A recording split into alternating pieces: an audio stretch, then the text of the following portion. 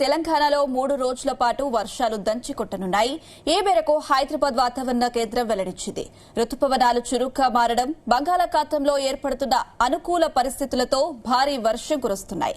మరికొన్ని రోజులు ఈ వర్షాలు ఇలాగే కొనసాగుతాయని వాతావరణ శాఖ ప్రకటిస్తుంది. ఇప్పటికే కురిసిన భారీ వర్షాలతో నదులు, వాగులు, వంకలు ఉప్పొంగి ప్రవహిస్తున్నాయి.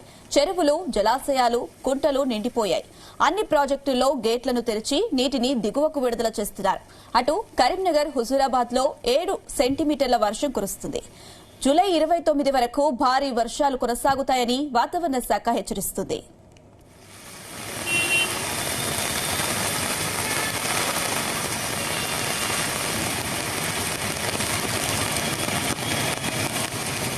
ఇదే అంశం సంబంధించి మరిన్ని అప్డేట్స్ మా ప్రతినిధి రాజు పటేల్ అందిస్తారు. రాజు పటేల్. Good afternoon Anusha. వాతావరణ శాఖ చెప్పిన విధంగా తెలంగాణ వ్యాప్తంగా వర్షాలు కంటిన్యూ అవుతూనే ఉన్నాయి. 33 జిల్లాల్లో ఇక్కడ చూసినా కూడా ఎడతెరిపి లేకుండా విస్తారంగా వర్షాలు పడుతూనే ఉన్నాయి. దీంతో వాగులు చాలా విపరీతంగా ప్రవహిస్తున్నాయి. చెరువుల్లోకి కూడా కొత్త నీరు వచ్చి చేరింది. వాగుల ప్రవాహంతో గోదావరి నది ప్రవాహం కూడా క్రమక్రమంగా మొదలైంది.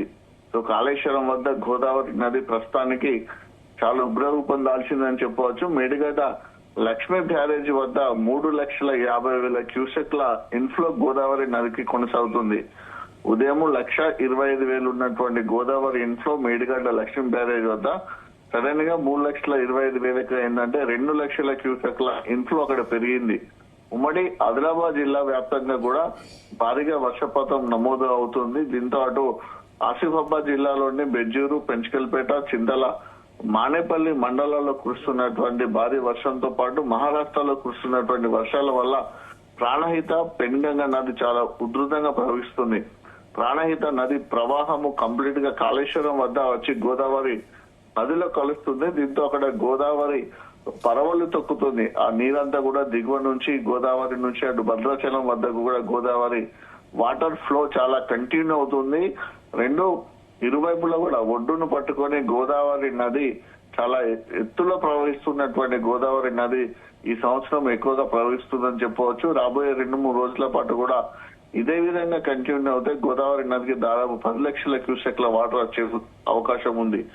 వాతావరణ శాఖ హైదరాబాద్ తెలిపిన వివరాల ప్రకారము ఆదిలాబాద్, ఆసిఫాబాద్, మంచిర్యాల, నిర్మల్, నిజామాబాద్, జగిత్యాల, రాజన్న సిరిసిల్ల జిల్లా, కరీంనగర్, పెద్దపల్లి, భూపాల్పల్లి, ములుగు, భద్రాద్రి కొత్తగూడెం, ఖమ్మం, వికారాబాద్, సంగారెడ్డి, మెదక్, కామారెడ్డి జిల్లాలో భారీగా వర్షపాతం నమోదయ్యే అవకాశం ఉంది. దాంతో పాటు మిగతా జిల్లాల్లో కూడా వర్షం ఎక్కువగానే నమోదయ్యే అవకాశం ఉందని కూడా వాతావరణ శాఖ చెప్పి ఈ జిల్లాలకు అటు ఎల్లో అలర్ట్ జారీ చేసింది.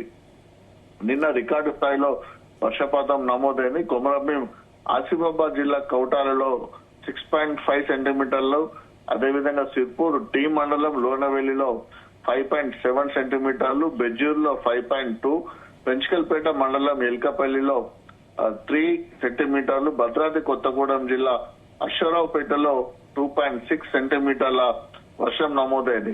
రాష్ట్ర వ్యాప్తంగా 826 ప్రాంతాల్లో వర్షం అత్యధికంగా కూడా నమోదైంది. దీంతో అటు కొమరంభీం, ఆసిఫాబాద్ జిల్లా ఈ బెల్ట్ అంతా కూడా కొమరంభీం, ఆసిఫాబాద్ జిల్లా ఇది గోదావరి అటు ప్రాణహిత, తర్వాత గోదావరి వస్తుంది.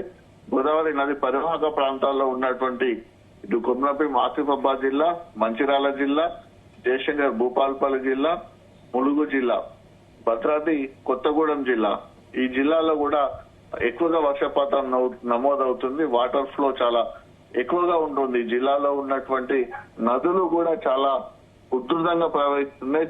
దీంతో చాలా గ్రామాలకు కూడా రాకపోకలు నిలిచిపోయాయి. వాగుల యొక్క ప్రవాహంతో, వాగుల యొక్క ఉధృతితోటి లోతట్టు ప్రాంతాలు పలు జలమయం అయిపోయాయి. గ్రామాలకు రాకపోకలు నిలిచిపోయాయి. ఆ పంటల్లోకి కూడా వరద నీరు వచ్చి చేరింది. దీంతో తీవ్రమైనటువంటి ప్రజలకు రవాణా సంబంధించినటువంటి అంతరాయం ఏర్పడుతుంది. దాంతో పాటు విద్యుత్ అంతరాయం కూడా చాలా ఎక్కువగా ఏర్పడ్డది. మనకు ములుగు, భద్రాద్రి జిల్లాలోని కిన్నెరసాని, ముర్రేడు, జిల్లేరు, తాలిపేరు వాగులు చాలా ఉధృతంగా ప్రవహిస్తున్నాయి. భూపాల్పల్లి, ఖమ్మం జిల్లాలో కూడా చాలా చోట్ల లో లెవెల్ వంతెనలు మునిగిపోయాయి. మున్నూరులో ఇంకా వరద ప్రవాహం కొనసాగుతుంది. ఖమ్మం జిల్లా చిన్న మండలకు చెందినటువంటి పశువుల కాపర్లు నిన్న మున్నేటి వరద నీటిలో చిక్కుకొని పోయారు. దీంతో పోలీసులను ఎన్డీఆర్ఎఫ్ సిబ్బంది పడవల సాయంతో వారిని కాపాడడం జరిగింది. సో చాలా వర్షపాతం ఇంకా కంటిన్యూ అవుతుంది. ఎక్కడ చూసినా సరే వరదలు చాలా ఎక్కువగా ప్రవహిస్తున్నాయి.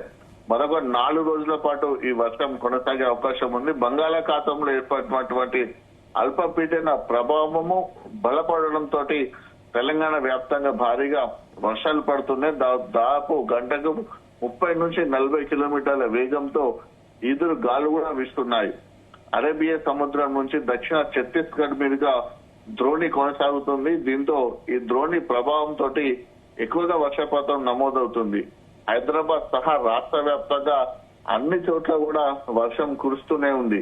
దీంతో ప్రభుత్వం కూడా చాలా అలర్ట్ అయింది. ఎందుకంటే వాతావరణ శాఖ భారీగా వర్ష సూచన ఉంది అని చెప్పినటువంటి పరిస్థితులలో అటు హైదరాబాద్ జిహెచ్ఎంసీ సంబంధించినటువంటి అన్ని డివిజనల్ అధికారులు, జిహెచ్ఎంసీ కి కోఆర్డినేషన్ ఉన్నటువంటి డిపార్ట్మెంట్స్ అన్ని కూడా అలర్ట్ గా ఉండాలి. దాంతో పాటు జిల్లా కలెక్టర్లు, మండల స్థాయి అధికారులు కూడా అందుబాటులో ఉండాలని కూడా ఢిల్లీ నుంచే సీఎం రేవంత్ రెడ్డి కూడా అధికారులను ఆదేశాలు జారీ చేశారు. ఢిల్లీ పర్యటనలో సీఎం గురువారం సీఎంఓ అధికారులతో కూడా మాట్లాడారు. భారీ వర్షాలు కురిసిన ప్రాంతాల్లో ప్రజలకు ఇబ్బందులు లేకుండా ఆల్ డిపార్ట్మెంట్స్ అన్ని కూడా కోఆర్డినేషన్ తోటి వర్క్ చేయాలి. చెరువులు, కుంటలు నిండి వరద ఉధృతి ఎక్కువగా ఉన్న ప్రాంతాల్లో ప్రజలను ముందుగానే అలర్ట్ చేయాలని కూడా చెప్పడం జరిగింది. ఎక్కడైతే లోతట్టు ప్రాంతాలు ఉండి ప్రజలకు జనజీవనం ఇబ్బంది అవుతుంది, రవాణా సౌకర్యం ఇబ్బంది అవుతున్నటువంటి పరిస్థితులలో ముందస్తుగానే పునరావాస కేంద్రాలను కూడా ఏర్పాటు చేసి అక్కడికి ప్రజలను కూడా తరలించాలని ఆదేశాలు జారీ చేశారు. ఎప్పటికప్పుడు కూడా జిల్లా కలెక్టరేట్ లో కూడా ఒక హెల్ప్ లైన్ నెంబర్ ని ఏర్పాటు చేశారు. ఏదైనా ఇబ్బంది ఉన్నా, విపత్కర పరిస్థితి ఉన్నా, ఆపత్కాల పరిస్థితి ఉన్నా సరే, ఎట్లాంటి సిచ్యువేషన్ లో ప్రజలకు ఇబ్బంది ఉన్నా, అత్యవసర పరిస్థితి ఉన్నా సరే జిల్లా కంట్రోల్ రూమ్ లో ఏర్పాటు చేసినటువంటి హెల్ప్ లైన్ నెంబర్ కు ఫోన్ చేస్తే ఇమీడియట్లీ వివిధ శాఖల అధికారులు ఆ ప్రాంతానికి త్వరగా వెళ్లి అక్కడ రిస్క్ చేసి ప్రజలకు అత్యవసర సేవ చేయడంతో పాటు ప్రాణ పరిస్థితులు ఉన్న వాటి కూడా కాపాడే అవకాశం ఉంటుంది. కాబట్టి హెల్ప్ లైన్ నెంబర్ ని, కంట్రోల్ నెంబర్ ని కూడా విస్తృతంగా కూడా ప్రచారం చేయాలని కూడా ప్రభుత్వం ఆదేశాలతో కూడా అన్ని గ్రామాలకు, మండలాలకు, వార్డులకు కూడా తెలపడం జరిగింది. దాంతో పాటు మండల స్థాయిలో ఉన్నటువంటి, గ్రామ స్థాయిలో ఉన్నటువంటి అధికారుల యొక్క ఫోన్ నెంబర్లు కూడా అందుబాటులో ఉంచుకోవాలని తెలపడం జరిగింది.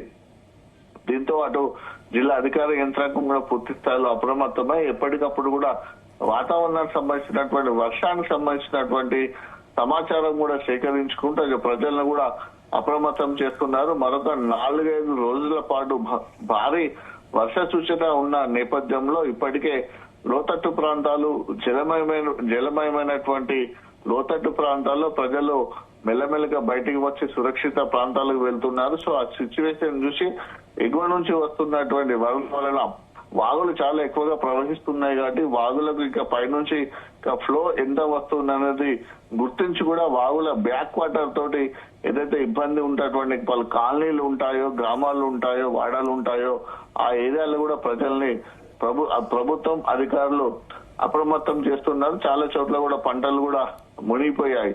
రాబోయే 4-5 రోజుల పాటు ఇదే పరిస్థితి కనుక కంటిన్యూ అవుతాయి. ఇప్పటి వరకు ఏదైతే లోటు వర్షపాతం ఉందో జూన్, జూలై ఈ 2 నెలల్లో ఇప్పటి వరకు దాదాపు 21% లోటు వర్షపాతం ఉంది. కాబట్టి లోటు వర్షపాతాన్ని కూడా కంప్లీట్ గా పూర్తి అయి అధిక వర్షపాతం నమోదయ్యే అవకాశం ఉన్నటువంటి పరిస్థితి కూడా ఉండబోతుందని వాతావరణ శాఖ చెప్పేటటువంటి నేపథ్యంలో అందరూ కూడా ప్రభుత్వము, ప్రజలు కూడా అలర్ట్ గా ఉండాల్సినటువంటి అవసరం ఉందని కూడా ప్రభుత్వం సూచన చేసింది. ఇక వాగులు ప్రవహిస్తున్నటువంటి ఇలాంటి సందర్భంలో చెరువుల్లో చోట్ల కూడా చెరువులు కూడా మత్తడి దూకుతున్నాయి. ఇక అటు కృష్ణా నది అయితే చాలా ఎక్కువగా ప్రవహిస్తుంది. గోదావరి నది ప్రవాహం కాళేశ్వరం నుంచి ఉంది కనుక నిజామాబాద్ తెలంగాణలో ఎక్కడైతే ఎంటర్ అవుతుందో అటు మహారాష్ట్ర నుంచి అక్కంచెల్లి గోదావరి నది ప్రవాహం లేదు. ఇప్పుడిప్పుడే మెల్లమెల్లగా గోదావరి నది ప్రవాహం నిజామాబాద్ ఎగువ నుంచి కూడా ప్రారంభమైనటువంటి సిచ్యువేషన్ లో మరొక 2-3 రోజుల పాటు గోదావరి నది పైన right Raju Patel, thank you.